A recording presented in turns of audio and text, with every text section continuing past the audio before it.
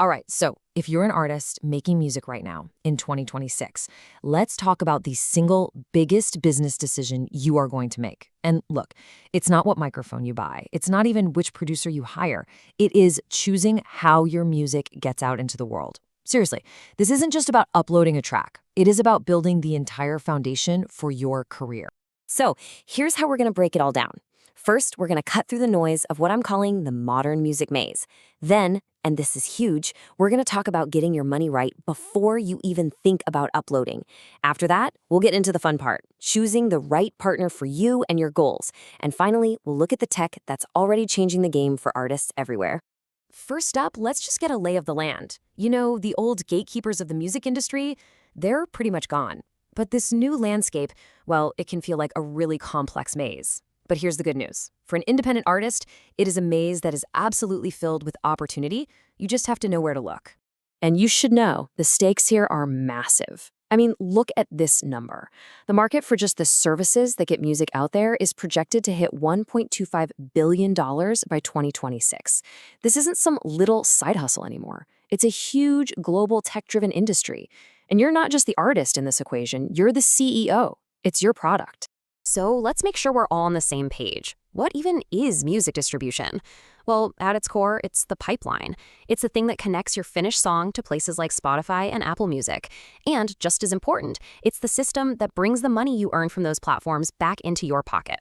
It sounds simple, right? But trust me, the details are where your career is either made or broken.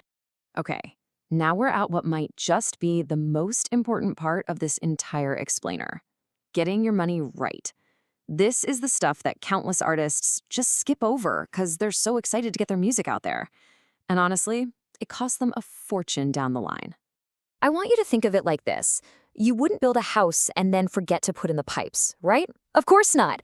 The same exact thing goes for your music career.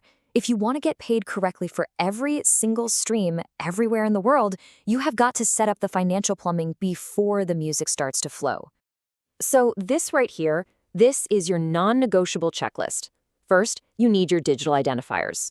That's an ISRC code for each individual track and a UPC for the whole release. Think of them like digital fingerprints. They're unique. Second, you absolutely must join a performance rights organization, a PRO, like ASCAP or BMI. They collect money when your song gets played. And third, you have to register with key collection societies, like the MLC and Sound Exchange, because they grab specific kinds of digital royalties that your distributor and your PRO actually can't touch. And this is why that last step is so important. Your distributor only collects one piece of the money you're owed. You see it on the left here, they handle the royalties for the master recording, the actual audio file. But everything on the right, the royalties for the songwriting, the money from certain digital radio plays, that is on you to go out and collect. Your distributor won't do it. In fact, they can't. Okay, deep breath. Now that we've got your financial house in order, we can get to the main event, choosing your partner. And yeah, I'm using the word partner on purpose. Because in 2026, a distributor is way more than just a delivery service. The very first choice you're going to have to make is about the business model. So on one side, you've got subscription services. You pay a fee every year and you can upload as much music as you want. That's great if you're constantly putting stuff out. On the other side, you've got the pay-per-release model. You pay a one-time fee to get your music online, which can be a better deal if you only release, say, an album every couple of years. And this table here kind of shows you how those models play out with some of the biggest names. You've got DistroKid with that low annual fee that's just perfect for artists who are dropping new tracks all the time. Then you compare that to someone like CD Baby, which has no annual fee, but they do take a 9% commission. And hey, notice that forever online guarantee from iMusician? That's a direct answer to a huge risk we're about to talk about. This right here, this is the hidden danger of that subscription model. If you stop paying that yearly fee, your entire music catalog, everything you've ever released, could just vanish from Spotify and Apple Music. Poof, gone. Now, some services do offer a Leave a Legacy add-on for a one-time fee, but if you don't get that, your music's entire digital life is tied to that recurring payment. But this whole decision goes way deeper than just upload fees. The actual mechanics of getting your money, how often you get paid, how much gets withheld for taxes, all of that can have a massive impact on your cash flow and your bottom line. And this is where the details really matter. Look at United Masters. They offer daily payouts. For an artist's cash flow, that is a total game changer. Now look over at tax withholding. If you're an artist who's not based in the US, a US distributor might have to hold back 30% of your money for the IRS. But a Swiss-based company like iMusician, they don't. That could mean a huge difference in your actual take-home pay. So, what does this all mean for you? Well, it's about figuring out who you are as an artist. You have to find your archetype. Are you the DIY artist dropping a new song every single week?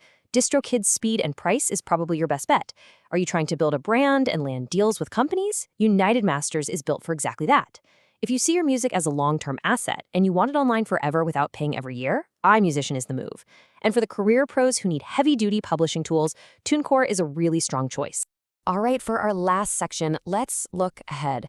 We're going to talk about the forces that are fundamentally changing this whole game in 2026. And this isn't sci-fi stuff. This is about the tools and the threats that you need to get your head around today to protect your career tomorrow. Let's start with a huge threat: streaming fraud. We are talking about a problem that costs over $1 billion a year.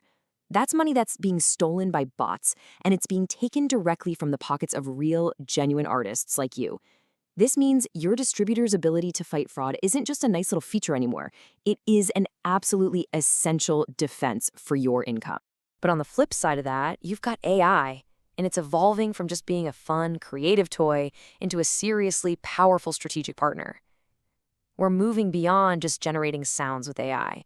Now it's analyzing your data and giving you the kind of guidance that not too long ago was only available if you were signed to a major label. And a perfect example of this is Blueprint AI from United Masters. This thing isn't just a dashboard with some numbers on it. It actually analyzes your audience data to create a personalized release strategy for you. It can suggest which cities you should tour in or help you write a better pitch to a playlist. It's basically like having an A&R expert right in your pocket. And all of this brings us to the final, most critical question you need to be asking yourself right now. In today's music industry, are you just looking for a pipe to get your music from point A to point B? Or do you need a true career partner, one that protects your money, gives you strategic guidance, and helps you figure out what's next? The choice you make here, well, it's going to define your entire journey.